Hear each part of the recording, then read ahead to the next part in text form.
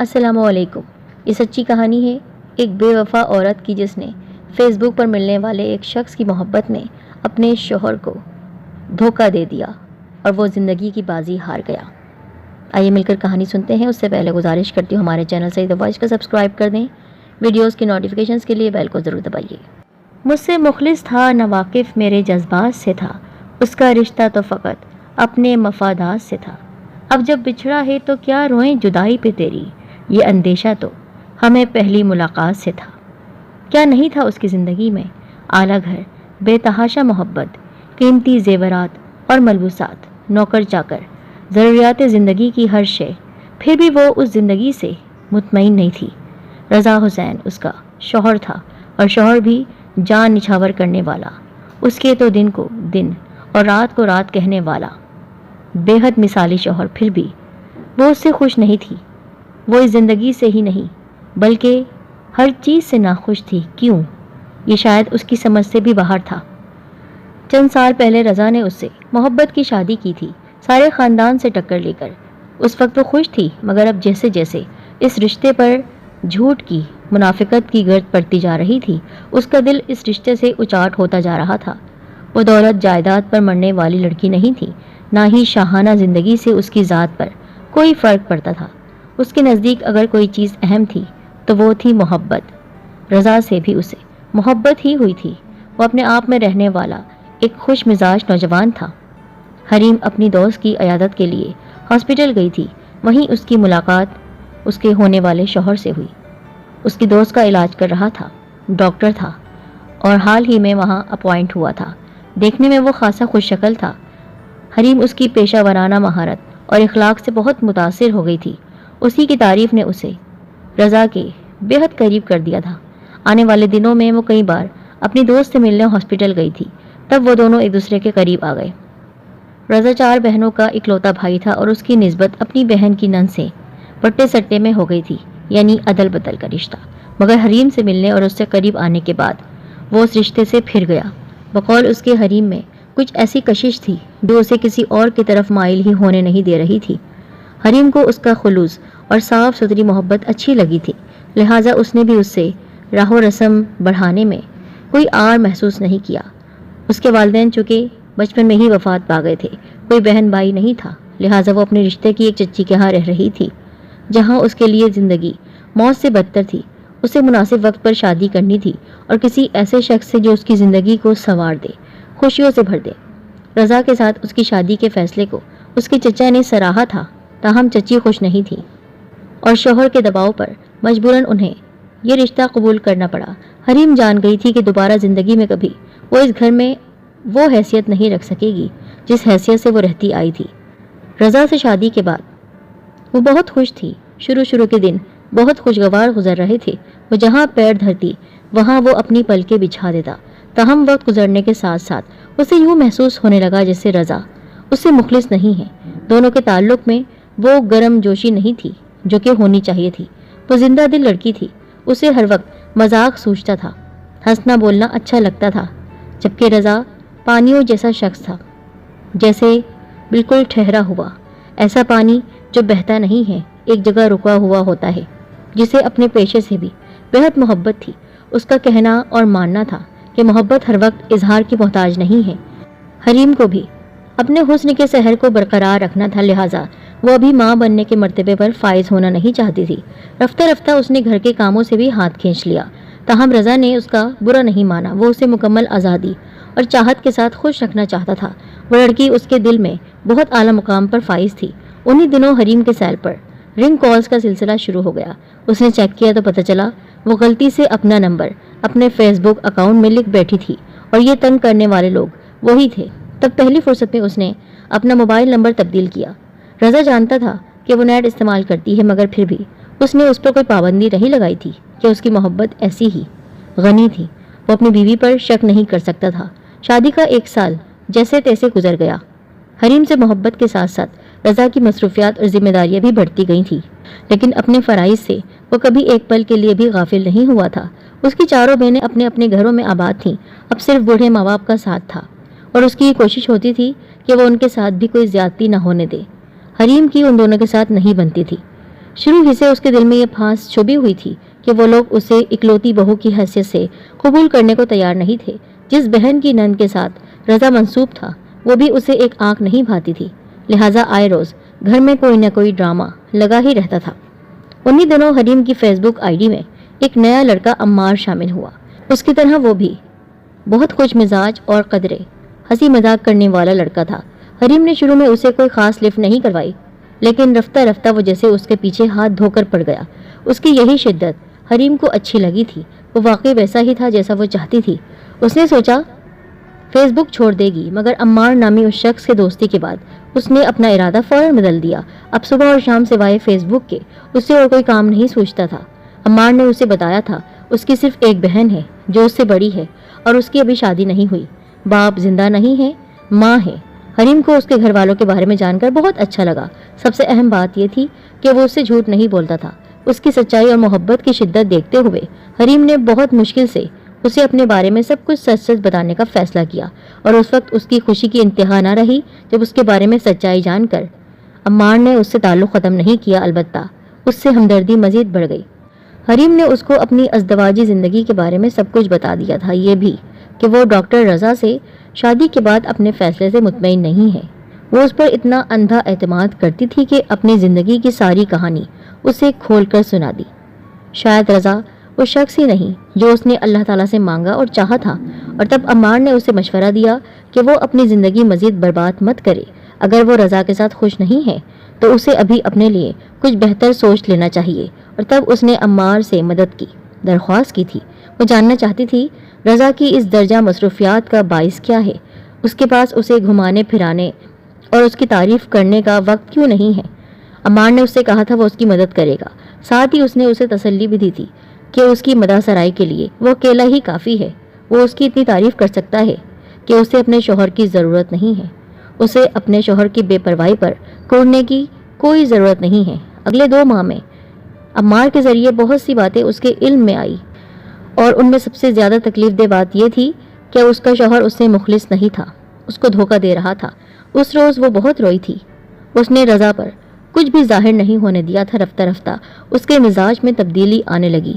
پہلے وہ رضا کے قریب ہونے کے، اس کے قریب رہنے کے بہانے ڈھونڈتی تھی، اور اب وہ اس کی قربت سے بھاگتی تھی۔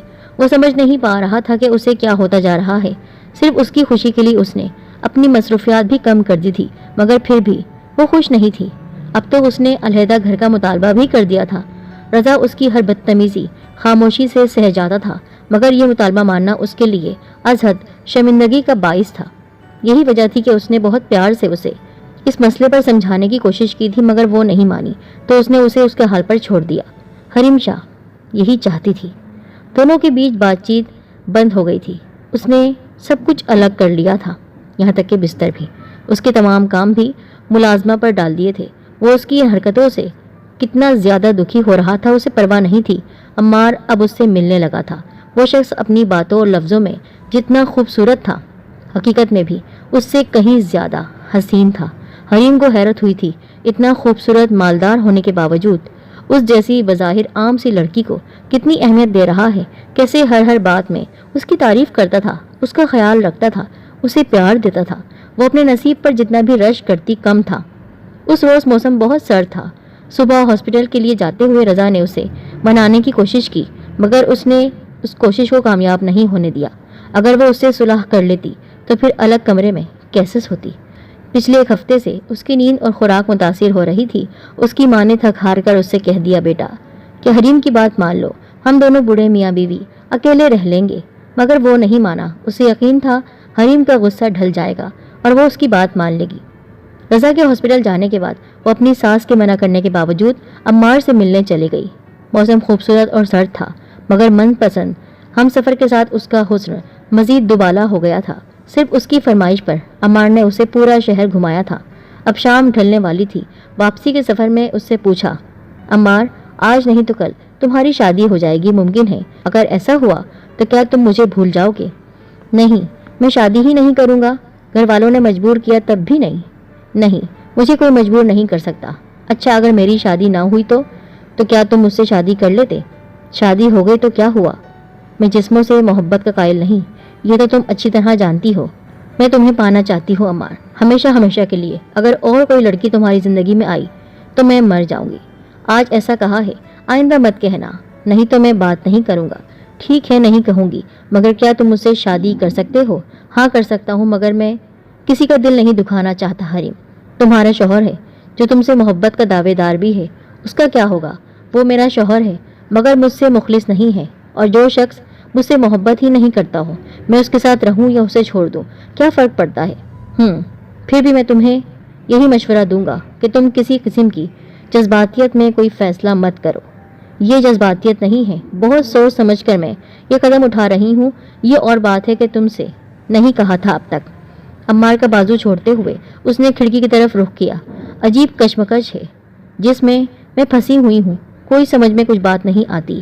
عمار، تم میرے خوابوں کا حاصل ہو، تم بالکل ویسے ہو جیسا میرا خواب ہے، افسانوں ناولوں کے ہیروز جیسے۔ جب زندگی ایک بار ملتی ہے صرف، تو میں بھی کیوں نہ اسے اپنے من پسند ہم سفر کے ساتھ بسر کروں۔ کیا میرا اپنی زندگی پر کوئی حق نہیں؟ تم نے ہی تو کہا تھا مجھے اپنی زندگی مزید برباد نہیں کرنی چاہیے۔ ٹھیک ہے، لیکن کیا تمہیں یقین ہے رضا تمہیں آسانی سے چھوڑ دے گا؟ نہیں، وہ ایسا شخص ہے، اگر میں اس کی جان لینے کی کوشش بھی کر لوں تب بھی وہ مجھ سے نفرت نہیں کرے گا، مگر پھر بھی میں اس کی جان لے سکتی ہوں، مگر میں تمہیں کسی کی جان لینے نہیں دوں گا۔ اتنا خود غرض نہیں ہوں کہ میں اپنی خوشیوں کے لیے تمہیں مصیبت میں ڈال دوں۔ تم صرف اس سے طلاق لے لو، ٹھیک ہے؟ تو اب ہم اسی دن ملیں گے جب میں اس فضول، اس بیکار سے بندھن، اس رشتے سے آزاد ہو جاؤں گی جو میرا من پسند نہیں ہے۔ سوچ لو، اتنے دن میرے بغیر رہ جاؤ گی؟ ہاں، تمہیں ہمیشہ کے لیے پانے کے لیے تھوڑے دن کی عارضی جدائی کا زہر پینا ہی پڑے گا۔ ٹھیک ہے، جیسی تمہاری مرضی۔ میری ایک مدد کرو گے؟ گاڑی سے اترتے ہوئے اچانک وہ پلٹی۔ ہاں بولو۔ مجھے رضا سے طلاق لینے میں تمہاری مدد چاہیے۔ کیسی مدد؟ وہ کل ملیشیا جا رہا ہے، 2 روز بعد واپس آئے گا۔ میں چاہتی ہوں جب وہ واپس آئے تو ہم دونوں کو ناقابل برداشت حالت میں دیکھ کر مشتعل ہو جائے، یعنی پاگل ہو جائے اور غصے میں طلاق دے دے۔ آئیڈیا برا نہیں ہے، مگر سوری، میں اس کے سامنے نہیں آؤں گا کیونکہ میرا اس سے خاندانی تعلق ہے۔ میں نہیں چاہتا کہ وقت سے پہلے میرا آپ کسی کی نظر میں ظاہر ہو۔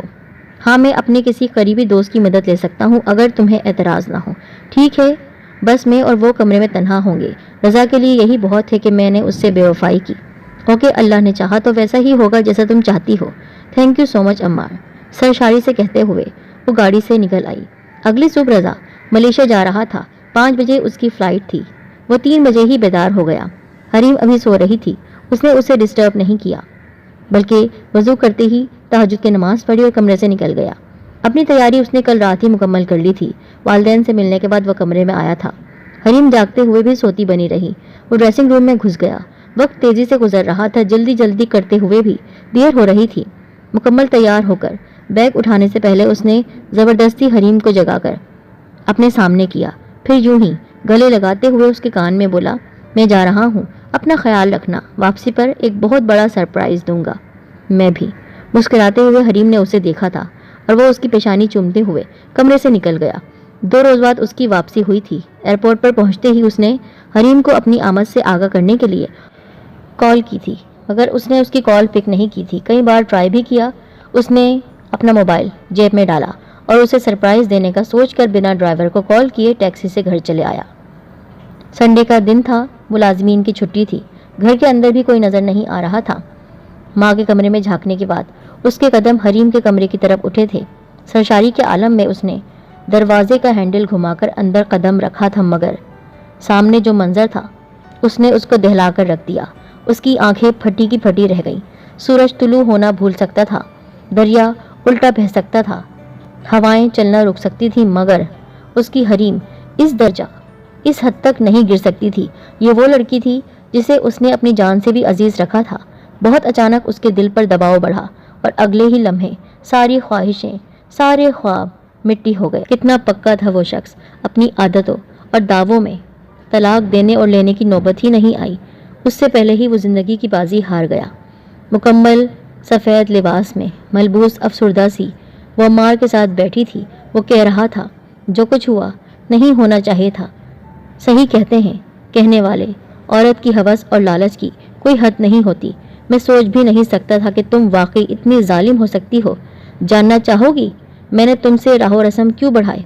خود کو تمہارے پسند کے سانچے میں ڈھال کر تمہیں اس شخص سے علیحدہ کرنا کیوں چاہا؟ وہ چیخ رہا تھا اور حریم بالکل ساکت بیٹھی خاموش نگاہوں سے اس کو دیکھ رہی تھی۔ منگیتر تھا وہ میری بہن کا، بچپن کا منگیتر۔ میں اس کی بہن سے منسوب تھا، اس بہن سے جو میرا پہلا خواب تھی، پہلی محبت، پہلا عشق تھی۔ صرف تمہاری وجہ سے نہ میری بہن کی شادی ہو سکی، نہ میں غیرت میں اپنی محبت کو پا سکا۔ سوچا تھا رضا کی جان تم سے چھڑا کر اپنی بدنصیب بہن کا گھر آباد کروں گا، مگر میرے سارے پلان کا بیڑا غرق کر دیا تم نے۔ اب جاؤ، کسی ریل کی پٹری پر سر رکھ کر مر جاؤ۔ ہمیشہ پھول برسانے والے لب، ہمیشہ اس کی محبت میں اس کی تعریف کرنے والے لب اس وقت پتھر برسا رہے تھے۔ حریم لہو لہان ہوتی روح کے ساتھ بالکل چپ ہو گئی تھی۔ وہ اٹھا تھا اور اس پر 2 حرف نفرت کے بھیجتے ہوئے چلا گیا تھا۔ حریم دھول ہوتی نگاہوں میں چبھن محسوس کرتی ہوئی دیر تلک اسے دیکھتی رہی۔ ابھی اس نے عمار کو یہ تو بتایا ہی نہیں تھا۔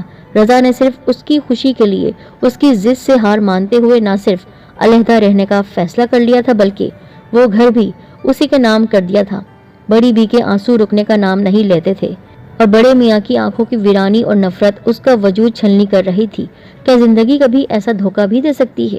کتنی عجیب بات تھی، جو شخص اپنی زندگی میں اس کی صرف ایک نگاہ کو ترستا تھا، اس کے آگے پیچھے پھرتا تھا کہ وہ محبت کی ایک نظر اس پر ڈال دے، اسی شخص کے مرنے کے بعد اس کے دل میں پھر سے اس کی محبت سر اٹھانے لگی۔ سورج اب ڈھل رہا تھا۔ اس نے ایک نظر سر اٹھا کر اوپر گدلے آسمان کی طرف دیکھا، پھر شکستہ سی اٹھ کھڑی ہوئی۔ ایک ایک قدم پر رضا کی ایک ایک یاد اس کا دامن پکڑ رہی تھی۔ شہر سے کافی دور آ کر وہ ریل کی پٹری پر بیٹھ گئی۔ ایک سرپرائز اس نے رضا کو دیا تھا، جواب میں ایک سرپرائز رضا اسے دے کر چلا گیا۔ ابھی تھوڑی دیر پہلے ایک سرپرائز اسے عمار سے ملا تھا اور اب ایک سرپرائز اسے زندگی کو دینا تھا۔ اندھی خواہشات کی بھینٹ چڑھنے والوں کے ساتھ تقدیر عموماً ایسا ہی کھیل کھیلا کرتی ہے۔